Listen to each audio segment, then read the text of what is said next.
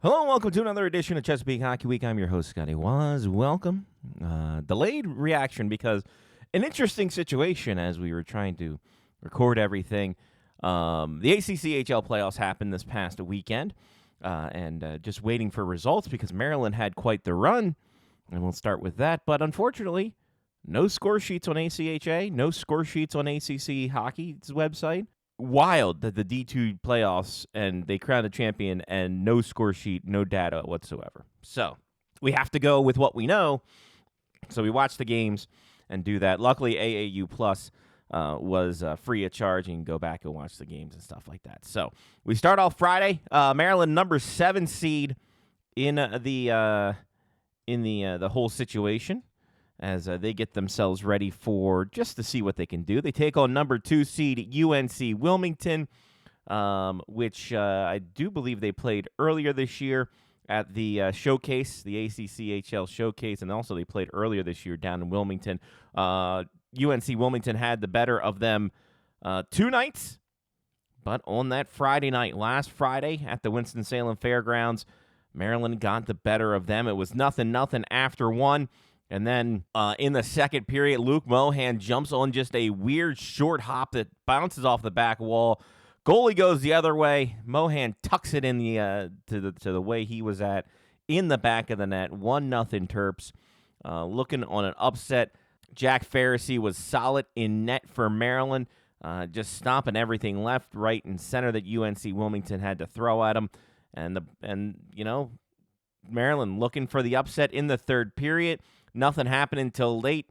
Wilmington pulls their goaltender just as he gets off the ice. The puck gets turned over to Brian Teske, and in one fluid motion, he flings it from center ice right into the back of the net to make it 2-0 Terps. Tommy Pilkington would add yet another empty net goal shortly after that. 3-0 Terps. Big upset, 7-2 to get them to the next round. The next round would be number 1 overall Rowan as they take on Rowan University. And they got the better of Rowan. They split a home and home earlier in October, so the teams changed from there. And so Maryland not too phased by the number 1 seed Rowan, and nor should they. It starts off good for Maryland as Eli Petter gets Maryland on the board first with just gets a rebound off a point shot, gets blocked. He picks up the block shot, rips it through traffic. Terps up 1-0. Rowan would tie the game, but later on, second period, Travis Deshane would go back, give Maryland the lead again, 2-1. As Patrick Harnon had a nice little dangle down deep, had a backhand attempt that went that got blocked, but the goaltender was sliding the other direction. Deshane was there to pick up the garbage. 2-1 Maryland. Rowan would get 2 goals to go up 3-2, but then late in the third period, Patrick Harnon ties it back up. A beautiful dangle off the half wall through 2 defenders, puts it backhand from the slot. Maryland, Rowan tied up at 3.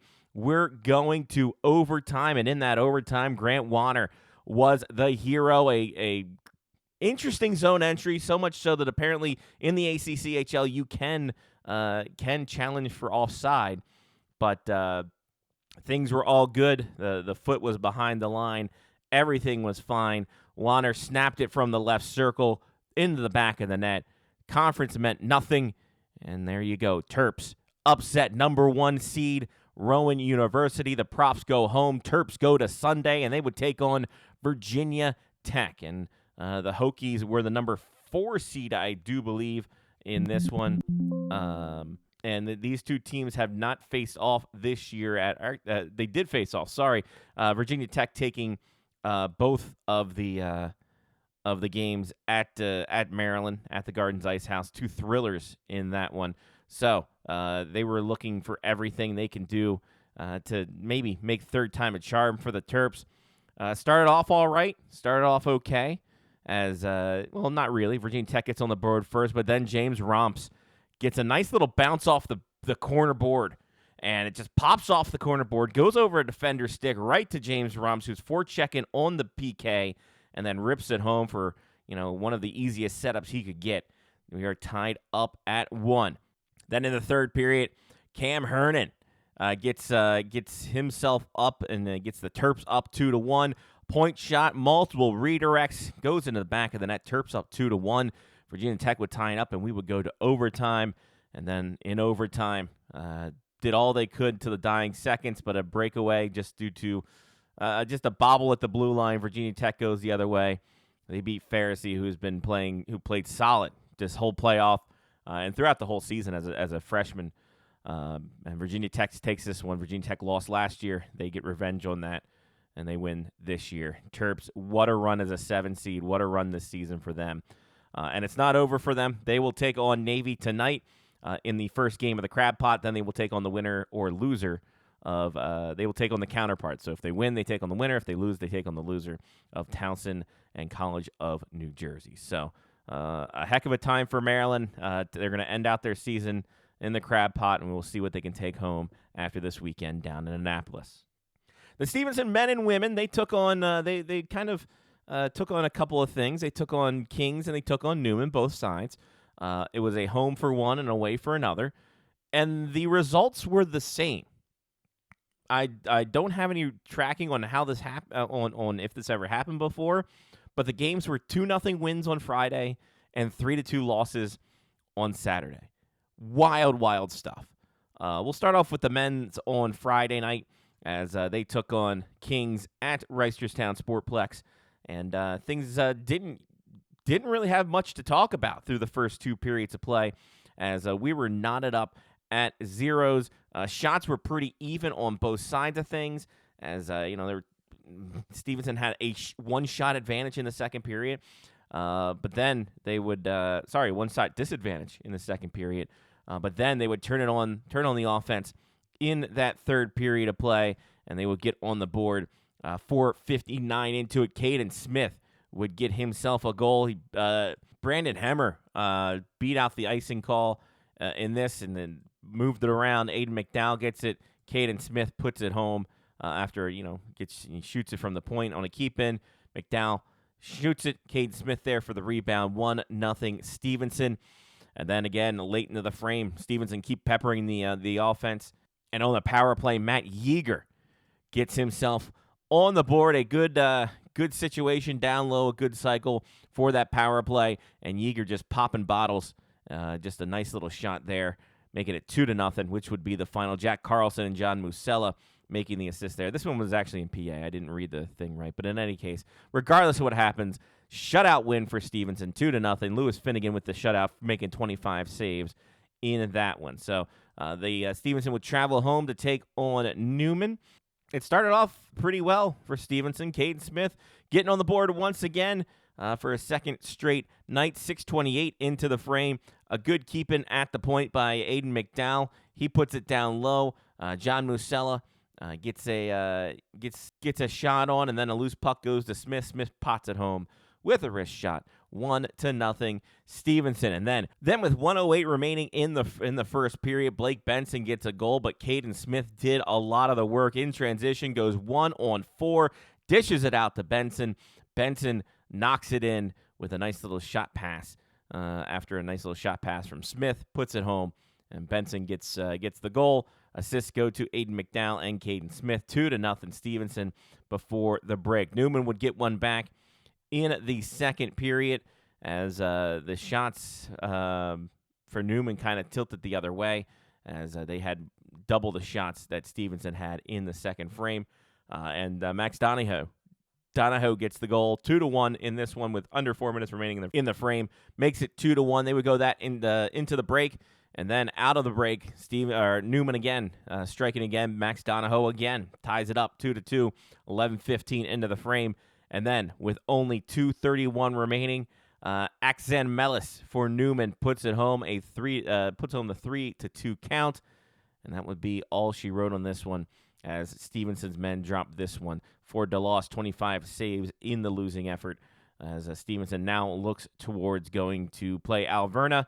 And then they will play them at home, and then they'll go up to Hershey Park Arena to play Lebanon Valley up there. The Stevenson women's side of things, they were the ones at home at Reisterstown against Kings, and they would get their goals in the first period starting 11:12 12 into the frame. Great puck movement in the zone.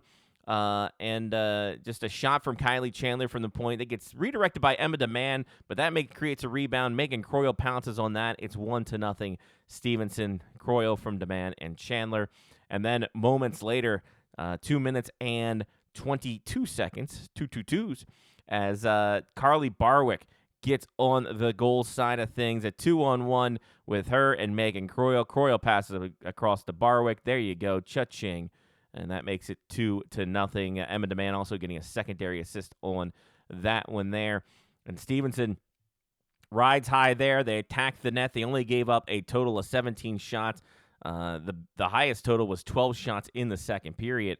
But 5 shots in the first and third. Emily Carson gets herself a shutout with 17 saves. Stevenson takes this one over Kings. Now, then they had to travel up to Ashton, Pennsylvania, right off the I-95 there once you get into PA. They took on the Newman Knights, and it starts, Newman gets off to a quick start, 3:58 in. Kenna Saunders gets the 1-0 goal on the board, but Abby Smith ties it up late in the frame, gets a missed shot from Kiana Baker, and then just wraps it around, tucks it in. Smith ties the game 1-1. No scoring in the second period, but Newman would get a power play goal from Sammy Howland to make it 2-1. 5-19 into the frame. Stevenson would tie it up with Jalen Jones with under 5 minutes remaining, but unfortunately, the Newman feed only went up to the second intermission. Did not get a chance to see that goal, 2-2, nor did we see Kayla Booth's unassisted, shorthanded empty netter? That's interesting. In a tie game, they would empty net it, but in any case, that's how it goes. And into the back of the net, the Newman Knights take this one 3-2. Overall, kind of a weird end to that one, with Emily Carson making 15 saves but only giving up 2 goals against. Don't know how that all works out, but maybe desperation. You pull the goalie to try to get the extra points rather than go into overtime. Not entirely sure. Still, Stevenson women will be at Alverna, and then they will take on Lebanon Valley at home on Saturday. Hood's women, they were they had some games and some things to take care of. They went up to Hershey Park Happy, Hershey Park Free. Don't know if that's the thing still, but they went to take on Lebanon Valley and take on the Dutchmen. The Dutchmen get 2 quick goals late in the frame from Mallory Burdick and Brycia Schmidt. They get those goals a minute and 10 seconds apart with under 4 minutes remaining. Dutchmen go into the break up 2-0. It would stay that way till the third. Anna Dale would get a goal for the Dutchmen to make it 3-0, 3:44 into the third period. But Emily Cross would get on the board for Hood. A neutral zone turnover created by Megan Savage gets it to Cross. Cross able to rip it home on the power play to make it 3-1, but they would get no closer as Lebanon Valley wins 3-1. Maggie Gravala makes 41 saves in the efforts. Hood getting outshot in this one 44-21, which is something not necessarily we've seen in a while for Hood. It's kind of out of the normal, going through a little bit of a bump here, where they look to right that ship back at home against Alvernia, but unfortunately it was not to be. Alvernia takes this one 5-0 thanks to 3 first-period goals from Kenzie Connick, Maddie Morrison, and Noelle DeMadris, making it 3-0. Then Aaron Shutt would get one in the second period, with Riley Hill ending it out midway through the third. That would be the end of that chapter. 5-0. Maggie Ravala makes 35 saves in the loss. So Hood looking to right the ship again, having a tough couple of weeks. They'll be on the road against Arcadia, and then they will take on Newman at home on Saturday. Ahead of the Crabpot, Navy and Towson taking on each other Friday night in some league action play, and Navy getting on the board first at home, using the home ice advantage to their advantage, as it were. As it gets started, Bobby Cunningham gets his 9th of the year. Just a shot from the right dot, had enough speed on it that went through the wickets of Anthony Brooks in a net. Cunningham gets his 9th of the year. Sean Milente, his 12th assist, and Aiden Wallstrom, 7th assist. Navy up 1-0 early. Then, just past the midway point, Blaine Baffis gets his first of the season, gets his own rebound, kind of gets steered to the corner walks around through the slot, outweights the goalie. And Brooks just flopping out there, and Baffis puts it home for his first. Mac Murphy getting his first assist of the season. Navy up 2-0, but with 11 seconds left on the power play, Keegan James gets Towson to within a one. Kind of redirected a couple times, with Jensen getting the last touch for his 14th. James Harwood with the 20th assist of the year for himself, and Jeremy Wilson's 27th assist. We go into the break 2-1 for Navy. Navy would keep it going. 3:40 in. Andrew Pensha gets on the board. A block clearing attempt down low by Patrick Laughlin. Gets it out to Pensha. Pensha then just goes ahead and just a wrister on that shot and goes in, his 9th of the year. Laughlin's 20th assist. Navy up 3-1, and then under 7 minutes in the second, Jack Tuchel gets his 2nd of the year. A short little give and go between him and Aiden Wallstrom. Gets the back of the net. Tuchel's 2nd of the year. Wallstrom's 8th assist. Sean Milonete getting an assist, his 13th. Navy up 4-1. That will be the score through 2 periods of play. 7:49 into it. James Harwood tries to will Towson back into this. Gets behind the defense on a mini breakaway and puts home his 25th. No surprise. Jeremy Wilson on the assist there, his 28th assist. But that's as close as Towson would get, as Balin Smargazi gets 25 saves to shut down the Tigers. Navy wins this one. Anthony Brooks making 35 saves in the loss. Now, these two teams won't face each other unless, they face each other in some situation in the Crabpot. We will see. Navy takes on Maryland. That will be the evening game between in the Crabpot, so you can check that out. All the games will be on the YouTubes, either on the Maryland Hockey Network for the Maryland games or the Brigade Sport Complex YouTube page for the Navy games, or both or none. I don't know how the schedule is going to work for them. But check those two out. Subscribe if you're not already. Towson did have another game on Saturday, though. They had to travel up to Westchester. This is a remake of the snowed out game from a couple weeks back. So they made this one up. Towson started off pretty good, as Caleb Avedon gets his 7th of the year, 115 in from Liam Ritter, his 3rd assist, and then Tyler Chimmel's 7th assist.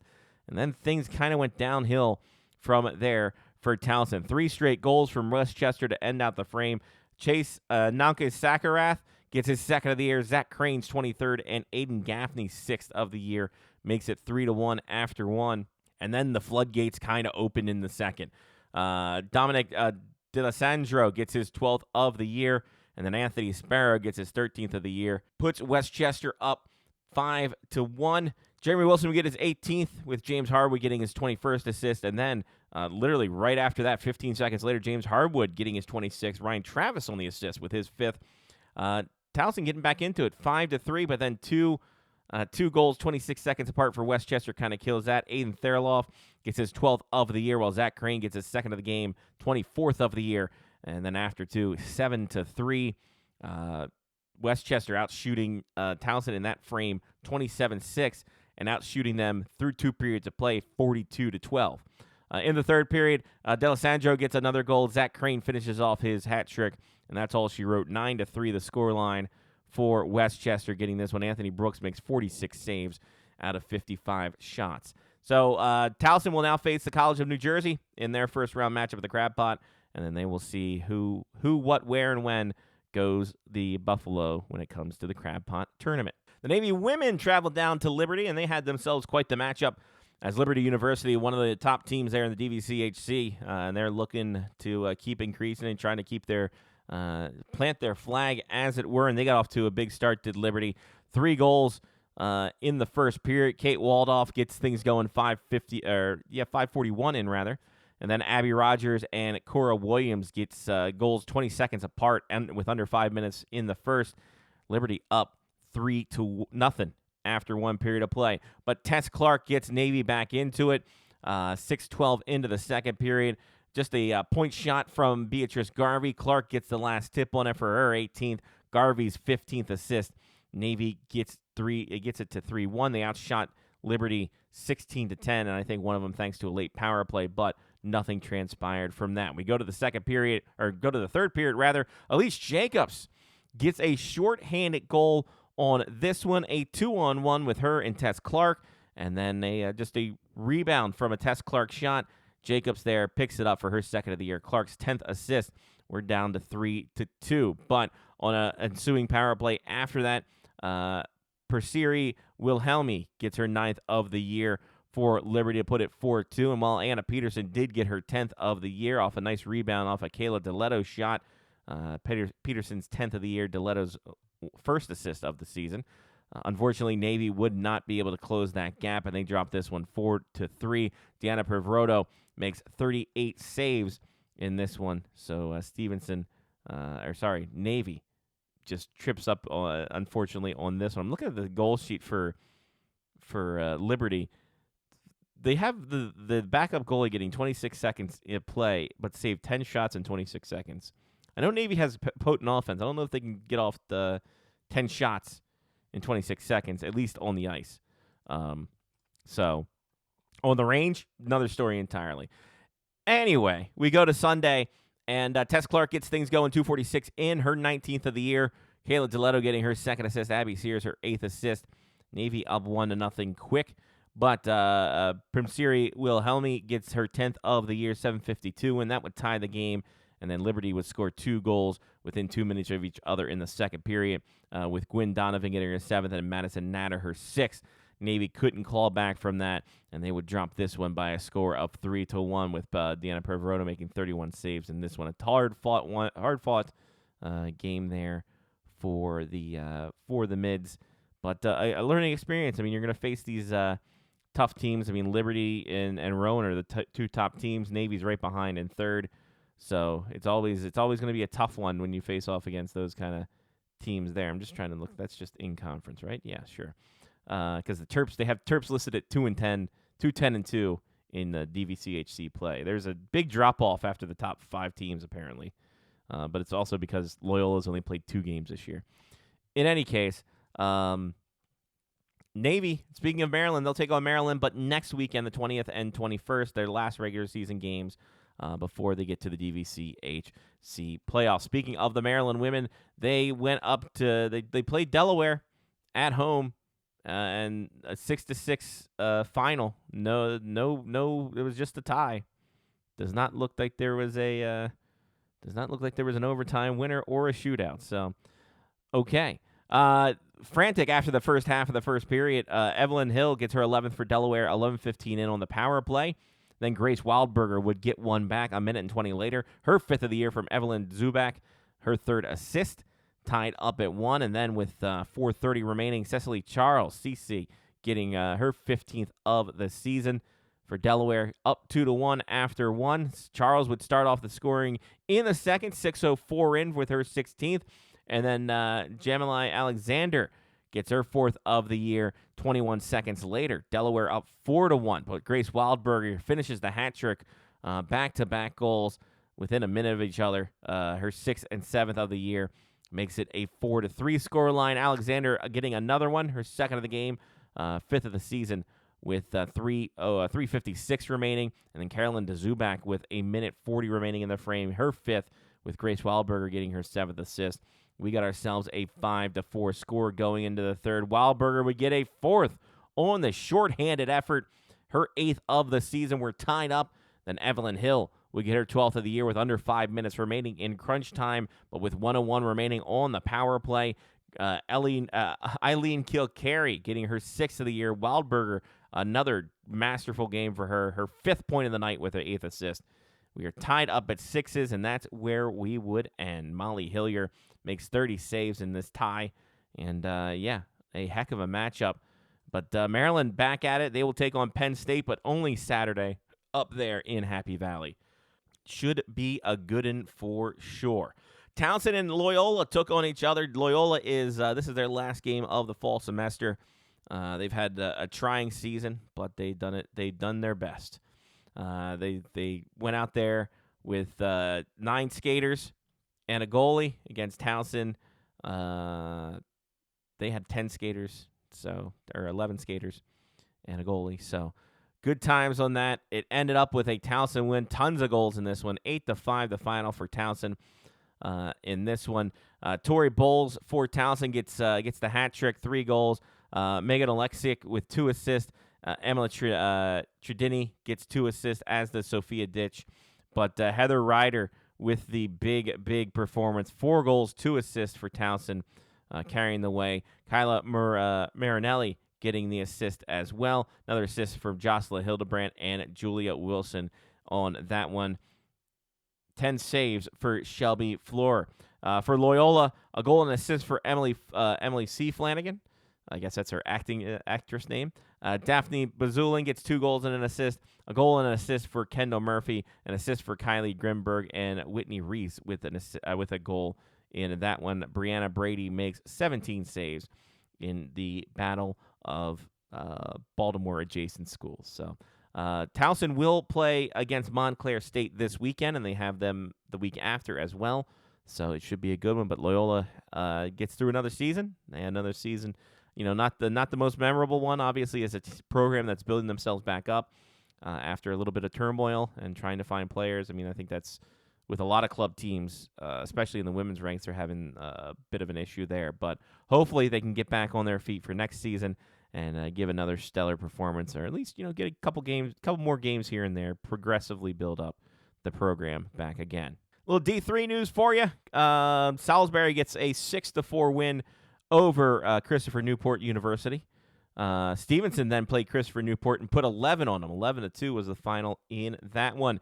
Navy won 6-0 over George Mason University, but unfortunately they get beat by Navy the next night, or by Loyola the next night, 6-2. Loyola won 4-1 at West Virginia the night before, so the Ice Hounds rolling along in that one. Let's get to some players, and big shout out to Luke Rubin, someone who I know very well, not only just from the Black Bears, but also his time playing with Team Maryland and such. He got a commitment to Norwich University, up there in Vermont. So a shout out to him. A good science academy, former military academy, I do believe. So awesome situation there as the birth of the ROTC.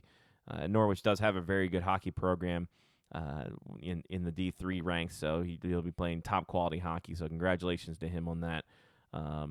Good dude, and glad to see him get that and earn that situation there for himself.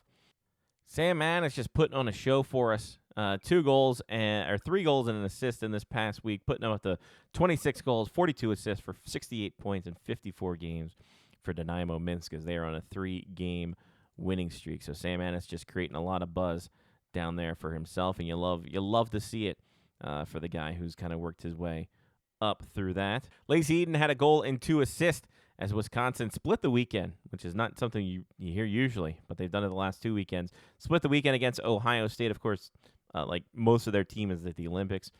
In any case, a goal and 2 assists in the 4-2 win. She's at 21 goals, 35 assists for 56 points in 30 games, the new captain of Wisconsin. Stephen Holliday got sent to the AHL during the Olympic break to get some reps in. He got 2 assists in his first night on Friday night, putting him at 26 assists and 28 points in 24 games for the Belleville Senators. So pretty cool to see there. Daniel Johnson got 2 assists for the Maryland Black Bears as they sweep Johnstown this weekend. That puts him at 15 assists, 17 points in 32 games for the Edgewood, Maryland native in his final junior hockey season.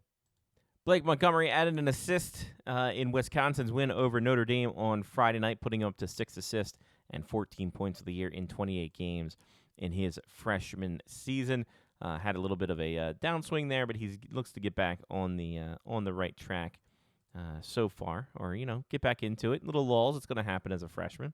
Quite the weekend for Grace Campbell. Split the weekend, did Boston College. She gets a win on Friday night against Holy Cross, making 31 saves, and then just gets bombarded with pucks on Saturday in a 6-2 loss, making 52 saves out of 58 shots. That puts her at 12, 16, and 1 on the season, 290 goals against, and a 923 save percentage for her. I mean, that's a lot of shots to face in that, and did her best to keep things going there. And Andrew Takis got back into the cage on Friday night for Colgate. Fortunately, he let up 4 goals as Colgate loses to Cornell 5-2. 26 saves in that one. He puts him at 2-4-1 on the season, 276 goals against, and a 913 save percentage. We've done it again, folks. We've done another show. Thank you for listening. Appreciate it. We are getting down to the nitty-gritty. Crabpot will be the headliner coming up, and then the end of the seasons after that. Stevenson and men's and women's towards the end, Hood towards the end. Maryland's done. Towson's got a couple games left. Navy's got playoffs, I do think, after this. No, they have another series against Rhode Island before playoffs. So still some hockey left, but we are winding down. So subscribe, do all that other fun stuff. That's it. That's all. I'm Scotty Wazz. Take care of yourself. And someone else has been Chesapeake Hockey Week, part of the Face Off Hockey Show Media Faction and Podcast Monsters. Check us out online. Give us some love here. And Clutch and Crab Hockey is Maryland Black Bear stuff there. So if you have that, and defending the Dens there too. So that's it. Until we speak to you next time, stay healthy, stay safe, stay warm. Play that Clutch and Crab Hockey when you can. We'll see you next time through. Peace.